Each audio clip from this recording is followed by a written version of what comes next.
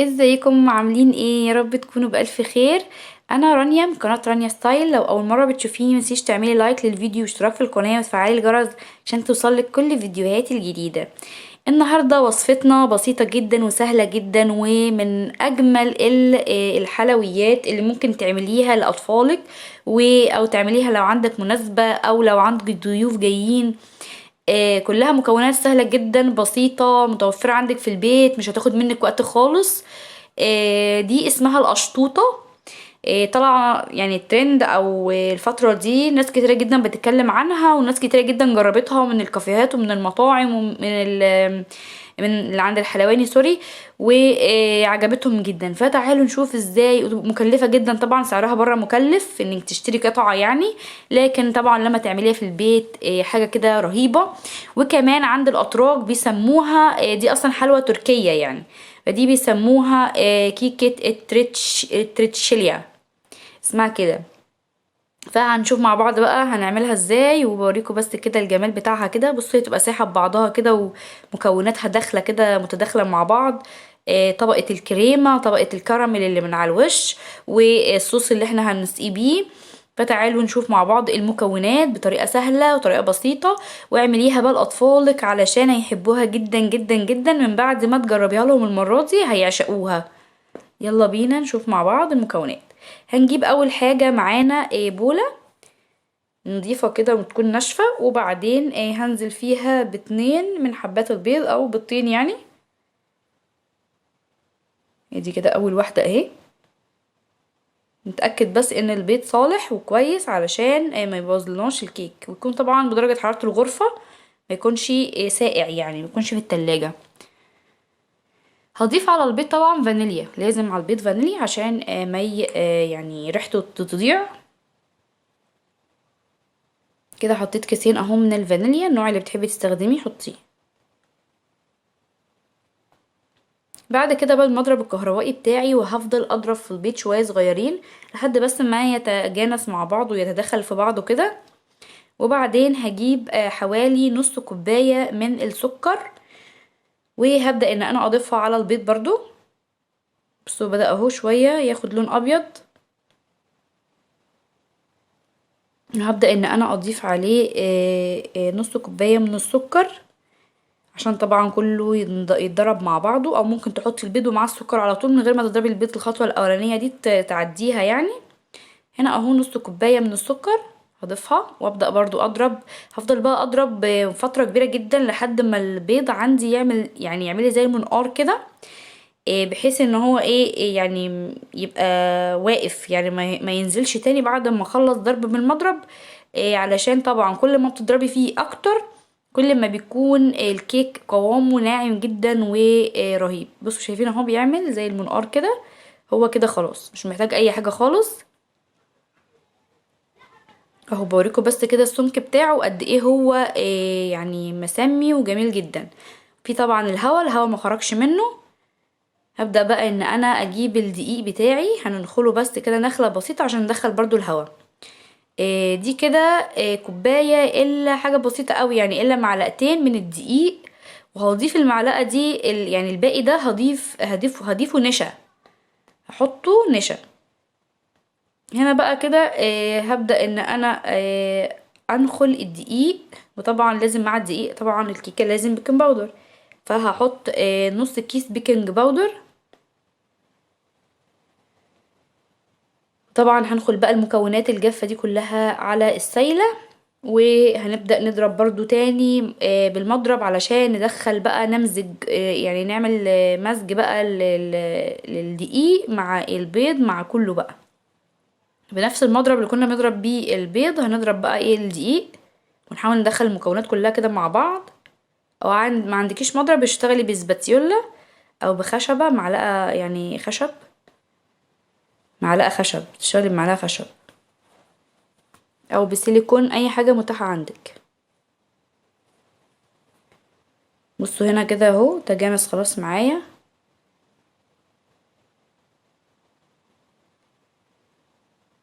كده بدخل كل المكونات بتدخل في بعضها، وطبعا بتحسي ان الكيك خلاص بقى متماسك. هنا هجيب حوالي 4 معالق من اللبن، وهضيفهم وابدا ان انا اضرب ضرب كويس جدا برضو. وبعدين بقى عندك بايركس، عندك يعني يفضل يكون حاجه مستطيله يعني. وابدا ان انا اضيف الكيك بتاعي فيها واخبط خبطين كده لحد ما يبدا.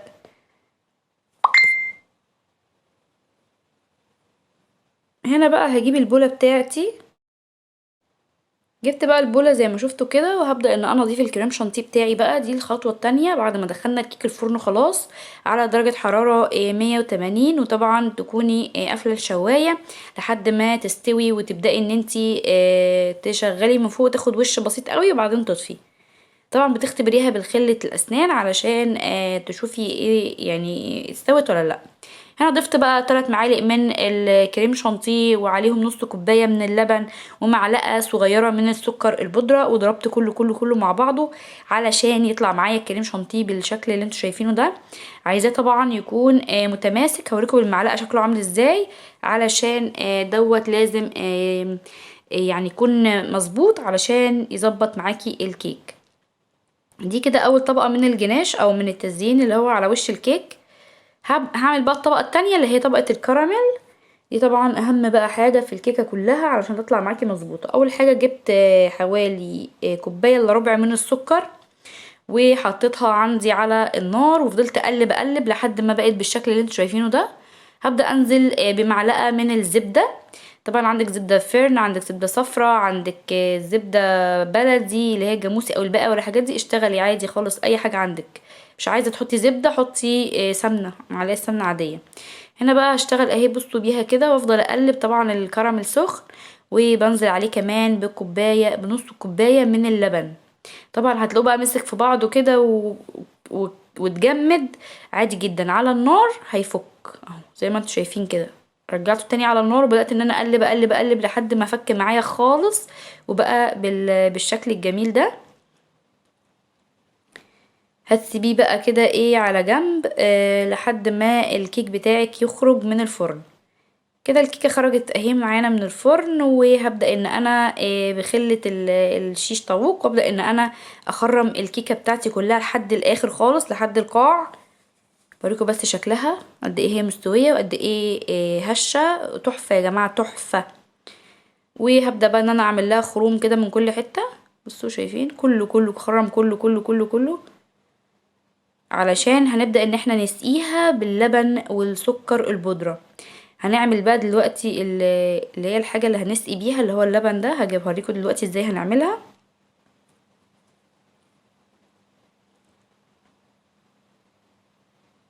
هنا بس بخرم كده كويس جدا عشان اللبن اللي هسقيه بيها يوصل لكل حتة فيها تبقى متشربة من كل ناحية. هنا حوالي نص كوباية من اللبن، وهبدأ ان انا اضيف عليها معلقة صغيرة من السكر البودرة بس ايه للتحلية حاجة بسيطة كده، لان كده هتضيفي كراميل وكريمة وكل الحاجات دي فيها سكريات يعني. هبدأ بقى ان انا اسقي اهو. تتشربها كلها طبعا. مجرد ما تسقي كده بتشربها كلها. اهم حاجة الكيكة بتاعتك تكون هديت شوية من الفرن علشان ما تعجنش في بعضها. تكون بس اخدت يعني هديت كده شوية تبقى دافية يعني متبقاش سخنة قوي. تسقي بقى لبن عادي خالص بدرجة حرارة الغرفة برضو مش سخنة ولا حاجة. بصوا بقى شايفين الجمال ده بقى. بفضل بقى اقلب كده الصينية بتاعتي شمال ويمين وفوق وتحت والجوانب ومن كل حتة عشان يوصل لكل مكان فيها. بعد كده بقى هنجيب ايه الكريمة بتاعتنا. هنا بوريكم بصوا بعد ما خلاص تشربت اللبن كله. طبعا هي كده تمام يعني مش محتاجة تاني. هنبدأ بقى ان احنا نحط الكريم بتاعنا اللي احنا كنا عاملينه. نبدأ نوزع بقى على الكيك بالراحة خالص علشان نعمل طبقة يعني عالية كده وحلوة من الكريمة بتاعتنا. طبعا لو عايزة تزودي في مقدار الكريمة زودي براحتك. انا عملت 3 معالق كريم شانتيه، انت ممكن تعملي اكتر تعملي 6 معالق مثلا. هتزودي اللبن وهتزودي السكر براحتك خالص. يعني انا هنا عايزه طبقه الكريمه تكون ايه متوسطه، ولا تخينه قوي ولا رفيعه قوي، يعني هي تبقى متوسطه. هنا بقى بسباتيولا باي حاجه عندك كده تبداي ان انت تفردي الكريم بتاعك. انا هنا خلاص اهي بدي كده اللي بنطلع بيها الكيك بدات ان انا افرد بيها. بصوا بقى لما فردت بيها شكلها بقى شكلها جميل خالص. وسويت لي الكريم على وش الكيكه. هبدأ بقى ان انا اجيب الطبقة التانية اللي هي كانت طبقة الكراميل. انا بوريكم هنا بس الفرق بين الاتنين، الكيك من تحت وبعديه طبقة الكريمة. هنا بقى سبت حتة صغيرة جدا من الكريمة علشان هحتاجها وهوريكم هنعمل بيها ايه. بصوا، نجيب بقى الكراميل بتاعي اهو، وهبدأ بقى ان انا اضيفه على وش الكيك. طبعا الكراميل برضو مش سخن، يعني هو سايل بس. بصوا شايفين قد ايه جميلة. طبعا تنزلي بقى كل كمية الكراميل بقى اللي على الموجودة في الطبق، وبعدين توزعيها بقى بالتساوي كده على وش الكيك من غير ما تجرحي الكريمة اللي من تحت. هنا بقى الكريمة اللي اتبقت دي دخلتها في كيس حلواني او كيس عادي عندك، وهبدأ ان انا اعمل خطوط رفيعة. يعني حاولي كده تخرمي الكيس، يعني خرم رفيع قوي قوي علشان يعملك. انا عايزة خطوط، الخطوط دي هي اللي هتعمل لي الشكل النهائي اللي هو الشكل الرسمة اللي هو بيكون عامل زي السامبوكسات ده. وهكمل بقى بقية الكيك بتاعي كله عبارة عن خطوط خطوط. حاولي تخليها رفيعة على قد ما تقدري، هي هنا تخينة شوية بس انتي حاولي تخليها رفيعة. طبعا بالخلة بقى بتاعت الشيش، وهتبدأي ان انتي تاخديها كده بالطول كده. يعني انتي عملتي الخطوط بالعرض، هتعملي بقى الخطوط التانية بالطول. وبس كده، وهو ده كان شكل الكيك بتاعنا النهائي. شايفين بقى قد ايه جميلة. هتدخليها بقى التلاجة عندك شوية، تقعد حوالي ساعة ولا حاجة. يعني في الشتا بتقعد ساعة عادي عشان تتماسك، لان طبعا كل المكونات سايحة في بعضها، فعشان تتماسك وتديكي طعم احلى وتشرب من بعض هتسيبيها في التلاجة حوالي ساعة قبل التقديم. وبس كده، متنسوش بقى تعملوا لايك واشتراك في القناة وتفعلوا الجرس عشان كل جديد يوصلكوا، وشيروا الفيديو لاصحابكم. باي باي.